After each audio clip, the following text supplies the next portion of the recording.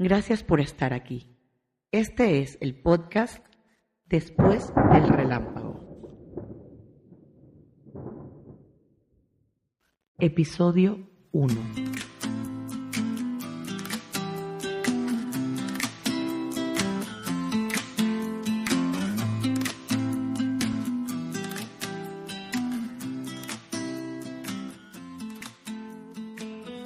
Gracias por abrirme las puertas de tu corazón y regalarme este momento juntos. Este es un espacio pensado para abrazarte con palabras, para que te sientas en casa desde el primer segundo. Este podcast es un espacio para hablar de duelo, sí, pero también de maternidad, de fe, de vida y de todos esos matices que nos atraviesan. Porque el duelo no es un tema aislado, es una forma de entender y darle sentido a nuestras experiencias en esta vida. Y aquí quiero recordarte algo. Incluso en medio de la tormenta, siempre hay un rayo de esperanza que anuncia que la luz volverá. Hoy arrancamos con algo muy especial, la trilogía 3 veces renacer. Esta trilogía es la base, los cimientos de mi historia antes de Barak. Son 3 episodios que representan 3 renacimientos, 3 etapas que me moldearon como persona, mujer, esposa, madre y también en mi camino de fe. ¿Por qué una trilogía? Porque antes de contarte sobre el duelo más grande de mi vida, necesito llevarte por esos renacimientos previos, cada uno con su propio dolor, su propia enseñanza y también con esas escenas graciosas que la vida te regala en medio del caos. Prepárate, aquí habrá drama, risas, lágrimas, fe y sobre todo mucha honestidad. Y quiero decirte algo más. Este podcast va a ser como mi personalidad. Soy una montaña rusa de emociones. Puedo estar riéndome y de repente llorando. Esa soy yo. Y he aprendido a siempre buscarle el lado bonito y también el lado gracioso a las cosas. Porque eso es lo que me ha sacado adelante en los momentos más duros. Aunque no lo creas, todo, absolutamente todo, tiene su lado bueno.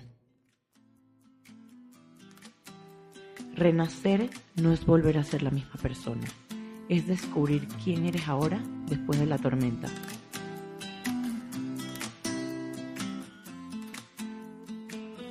Este proyecto lo soñaba hace mucho tiempo. Al principio no quería hablar de duelo, quería hablar de maternidad, porque cuando me convertí en mamá, sentí que tenía mucho para compartir. La lactancia, la depresión posparto, esa montaña rusa de emociones que nadie te explica. Recuerdo que pensaba mucho. ¿Y si lo que cuento no le sirve a nadie? ¿Si me expongo demasiado? ¿Y si me juzgan? Y detrás de esas preguntas había algo más profundo. Yo misma no estaba lista. No tenía todavía la fuerza suficiente para sostener no solamente mi historia, sino la de otras mujeres que podían sentirse reflejadas en mí. Pero la maternidad me mostró algo profundo, que puedes estar completamente feliz y al mismo tiempo sentirte perdida. Y eso no te hace una mala madre, te hace humana. También quiero contarte que antes de todo esto había tomado cursos de locución. Siempre me dijeron que tenía una voz muy bonita, pero yo no sabía qué hacer con eso. Pensé que nunca la iba a usar. Y hoy me doy cuenta de que no era en vano. A veces las cosas que aprendemos esperan años, hasta que la vida nos dice, ahora sí. Hoy entiendo que no es solo tener voz bonita, sino tener una voz para contar, para acompañar y para hacer que alguien se sienta identificado. Esa voz es un vehículo, no un adorno. Mucho de ese miedo venía de mis fobias y de mi mente ansiosa. He sido ansiosa toda mi vida, con miedos irracionales que iban desde volar hasta sentir que podía pasarme algo inesperado en la calle. Miedos irracionales que me hacían pensar en escenarios catastróficos aunque nada estuviera ocurriendo realmente. En ese momento no lo entendía, pero hoy sé que eran parte de mi historia. La ansiedad ya me había acompañado antes y volvería a hacerlo después, en el embarazo, en la lactancia, en la maternidad, incluso ahora. Reconocerlo es parte de mi autenticidad. La resiliencia no es caer, es levantarse cada vez con más fuerza. Cree en ti, incluso cuando todo parezca incierto.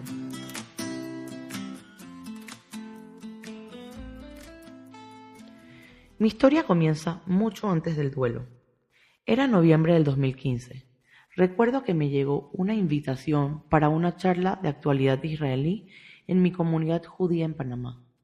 La iba a dictar el embajador de ese entonces, pero al final mandaron a David, que en ese entonces era subdirector de seguridad en la embajada de Israel. Yo recibí un flyer con su foto, traje, corbata, gesto serio. Pensé que seguro era un hombre casado, pero algo me llamó la atención. Nunca en mi vida me hubiera cruzado toda la ciudad en hora pico por la foto de alguien, pero sentí que tenía que ir. Le pedí a mi hermano que me acompañara. Al final, justo ese día, me dijo que no podía. Aún así fui, y mi mamá se sorprendió. Un día de semana, en tráfico, ir hasta allá por una charla. Qué raro eso de Leslie.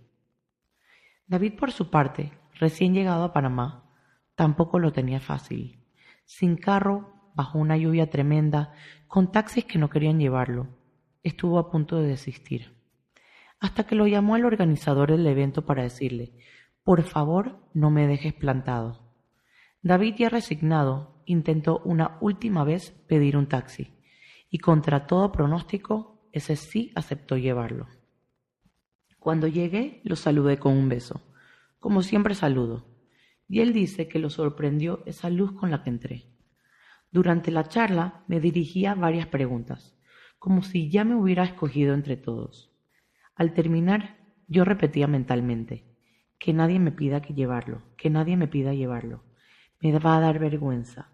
Y justo el organizador dijo: David no tiene carro, ¿quién lo lleva? Automáticamente levanté la mano. Sentí que no fui yo, como si Dios me hubiera movido el brazo. Aparentemente era su títere ese día. Así empezó todo. No fue un simple flechazo, sino una certeza de que el destino nos había unido. Unos días después, cuando nos contamos cómo casi ninguno de los dos iba a ir, entendimos que había sido como un rompecabezas perfecto. Cada pieza encajó justo donde debía. Yo sentí con claridad que Dios había puesto su mano en cada detalle, en cada obstáculo que parecía impedirlo y en cada decisión que, sin saberlo, nos condujo directamente a encontrarnos. A los 6 meses de novios, llegó la primera gran separación. Él tuvo que irse 3 meses a Israel, y ahí entendí que las separaciones no siempre son rupturas. A veces son entrenamientos para hacernos más fuertes. Recuerdo que mi mejor amiga me dijo: después de esto, él va a volver a pedirte matrimonio, porque se dará cuenta de que no puede vivir sin ti. Y no se equivocó, meses después me lo propuso. Nos casamos en febrero del 2018, y 3 días después ya estábamos mudándonos a Ciudad de México. Recién casada, con el corazón aún vibrando de emoción, y de inmediato un cambio radical: mudarme a otro país. Para alguien tan unida a su familia como yo, fue un salto enorme. De pronto me encontré en un lugar desconocido, sola y, para colmo, sin internet en el celular. Salir incomunicada, ni loca. Recuerdo una escena que hoy me da muchísima risa. Recién mudada, estaba desempacando la ropa y de pronto se me acabaron los ganchos. No podía seguir ordenando el closet y me puse a llorar. No porque los ganchos fueran tan importantes, sino porque en ese momento sentía todo encima: la tristeza de haber dejado a mi familia, el miedo de salir sin datos en el celular y perderme, y la frustración de no poder terminar algo tan simple como acomodar mi ropa. Así que me quedé llorando por los ganchos. Hoy lo recuerdo como mi primera gran crisis de casada: ganchos de ropa. Pasaba mucho tiempo sola, trabajando en casa desde la computadora, y al acercarse la noche intentaba cocinar para consentir a David. Él llegaba muy tarde de la universidad y yo quería recibirlo con algo delicioso, pero la mesa casi siempre terminaba con un plato chamuscado. Aún así, él se lo comía con una sonrisa, y eso también es amor. Aprendí de resiliencia, lejos de mi familia, Y aunque en la cocina la resiliencia no me alcanzó tanto, esos momentos me enseñaron que incluso entre ollas quemadas y recetas fallidas, uno también crece y aprende a reírse de sí misma. Poco a poco me adapté. Carro, trabajo, nuevas amigas, pero no fue fácil. Me dolió muchísimo perder amistades en Panamá. En ese momento sufrí demasiado. Me preguntaba una y otra vez qué había hecho mal, si había fallado en algo. Sentía que se me partía el corazón al ver cómo amistades de tantos años se iban enfriando con el tiempo y la distancia. Lloré, me enojé, me frustré, porque yo daba todo de mí en esas relaciones. Hoy lo entiendo de otra manera. No todas las amistades son para todas las etapas. Algunas llegan para acompañarte un tramo, y cuando su misión termina, siguen su camino. Eso también es parte de crecer, y aunque me dolió, ahora agradezco lo vivido con ellas, porque cada una dejó una huella que me ayudó a ser quien soy. La soledad no es un castigo, es una maestra que nos obliga a redescubrirnos.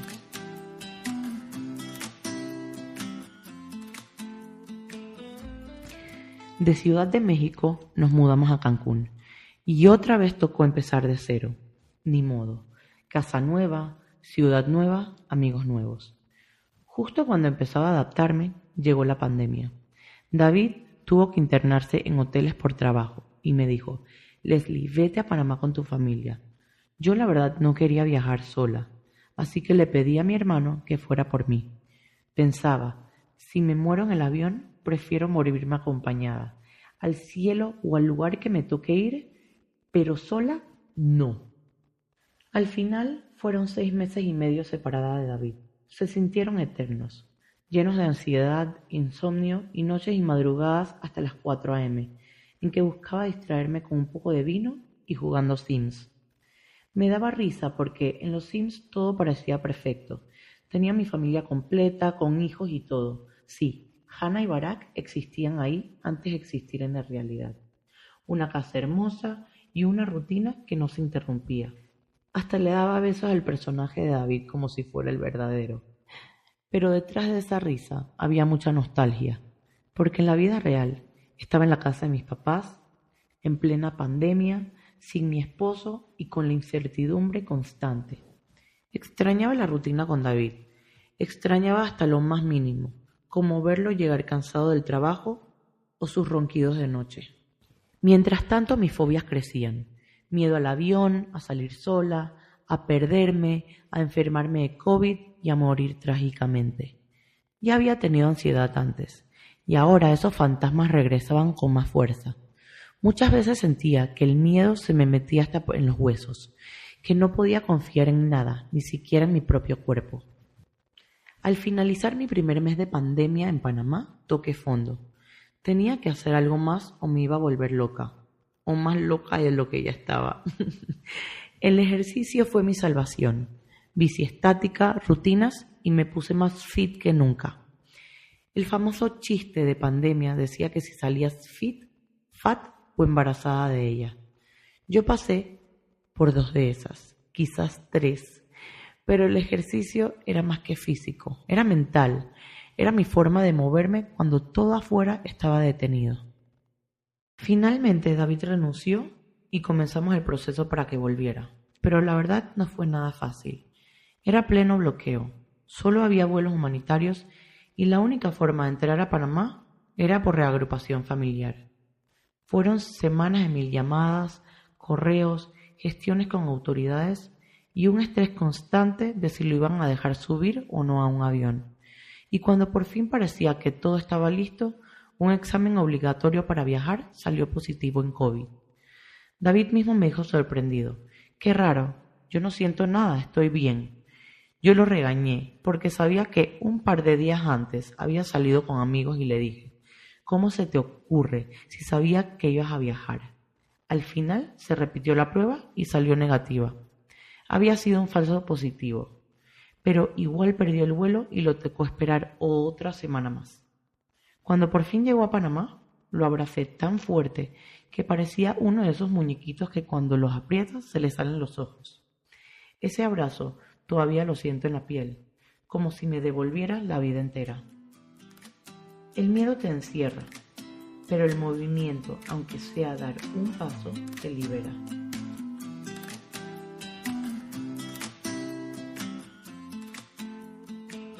Nuestro aniversario de 3 años coincidió con la gran noticia.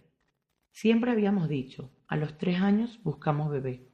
Con la pandemia dudamos, dijimos que no era el momento. 3 días después del aniversario me enteré, ya estaba embarazada, la vida tenía otros planes. Recuerdo que me invadió una mezcla de emoción y miedo. El plan era esperar, sí, pero la vida nunca espera a que uno se sienta preparado. Fue un embarazo sano y bonito. Mucho cansancio, ilusión, nervios, antojos y ascos con casi todos los tés de frutas, menos con el de mate.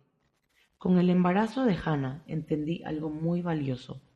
Muchas veces retrasamos decisiones grandes como la maternidad porque pensamos que no estamos listos, que si no tenemos la estabilidad económica, la madurez suficiente o que si algo más falta. La verdad es que nunca vas a estar completamente listo hasta que lo vives. No existe un manual que te gradúe para ser madre o padre. Se aprende en el camino, en la práctica diaria, en los desvelos y las risas, en los errores y los aciertos. Y entonces lo único que queda es tomar el toro por los cuernos y darle, porque el momento perfecto nunca llega. El amor es el que convierte cada tropiezo en aprendizaje y cada miedo en fortaleza. En mi tercer trimestre murió mi abuelo materno a sus 91 años, en cuidados paliativos en su casa. Se había deteriorado mucho su salud durante la pandemia. Yo iba seguido a verlo, usaba su baño como si fuera el mío, y ahí también entraban y salían enfermeras que venían de hospitales. Él me decía todo el tiempo que me cuidara, que no fuera tanto. En ese momento no entendía por qué insistía tanto, pero hoy siento que su alma lo presentía. Poco después me detectaron una bacteria hospitalaria, Serratia marcescens, y creemos que fue allí donde la adquirí. El tratamiento fue con antibióticos. La primera tanda no funcionó, la segunda sí. Y yo, ansiosa como siempre, me fui directo a Google.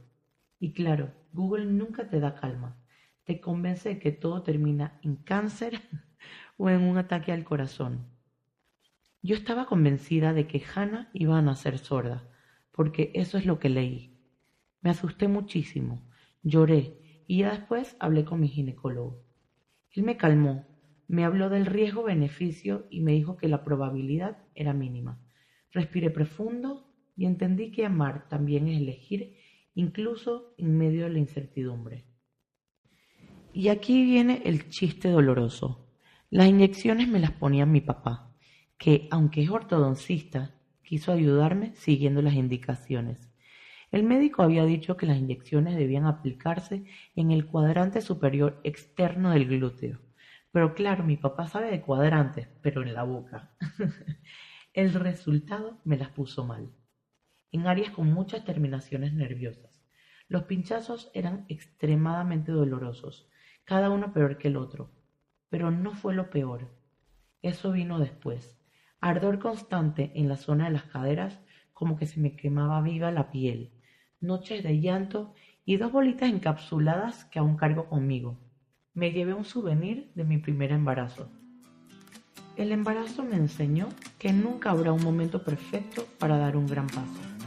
La vida se vive en el presente y el amor te da el coraje para caminar aún con miedo. Hannah nació el 15 de octubre del 2021. Grande, sana, fuerte, hermosísima y con un llanto que anunciaba al mundo: aquí estoy. El equipo médico fue muy bueno, pero no cumplieron mis deseos a la hora del parto. Corte tardío del cordón, piel con piel, papá canguro, nada de eso sucedió. Sí la colocaron un momento en mi pecho, pero básicamente fue solo para las fotos rápidas de la cesárea y enseguida se la llevaron. Y la verdad no había razón, ella estaba muy sana. Siento que a veces los médicos se aprovechan de la desinformación de las primerizas. Ese primer contacto no es un lujo, es una necesidad vital. Regula la respiración de los bebés, su temperatura y le da seguridad emocional. También es un derecho de la madre, porque nada sustituye esa primera mirada, ese latido compartido y por si fuera poco, estimula la salida de la leche ya que fomenta la liberación de prolactina y oxitocina. Separar sin razón médica es robar un momento irrepetible que marca el inicio del vínculo más importante de la vida. Estuve casi 4 horas sin ella. Esa espera fue un vacío enorme. Cuando al fin me la entregaron, sentí que el tiempo se detenía. Esa primera vez que la tuve sobre mi pecho, como si todo lo que había pasado valiera la pena. Era frágil y fuerte a la vez, un pedacito de cielo hecho vida. Después vino el famoso baby blues y comenzó desde el hospital. Sentía que los médicos me hablaban en otro idioma y necesitaba que David me tradujera todo. Me abrumaban miedos irracionales. Incluso el día que nos íbamos, al meter a Hannah en el carro en el estacionamiento del hospital, pensaba que sus pulmones ya no eran puros por el olor a gasolina. No sabía cómo protegerla de un mundo que se sentía tan contaminado. De regreso a casa con mi bebé en brazos, lloré de impotencia, de felicidad, de miedo y de todo al mismo tiempo. Y la verdad, no estaba lista para la primera noche. Todo me sonaba en otro idioma. Lloraba no por no entender a mi hija, sino porque mi cuerpo y mis hormonas estaban desbordados. Había momentos en que me sentía incapaz, como si la maternidad me quedara grande, y al mismo tiempo la amaba con todo mi ser. Las primeras semanas fueron un carrusel, noches en vela, tomas constantes, la sobreestimulación de tener a un ser humano siempre encima. ¿Dónde te advierten sobre todo eso? ¿Dónde? A veces sentía que no podía más, que necesitaba un respiro, y aprendí que pedirlo no me hacía menos madre, me hacía más humana. Ahí descubrí que hasta ir al baño a solas o una ducha caliente era un spa y un privilegio. La maternidad es la escuela donde aprendes que dos emociones contrarias pueden convivir en el mismo corazón.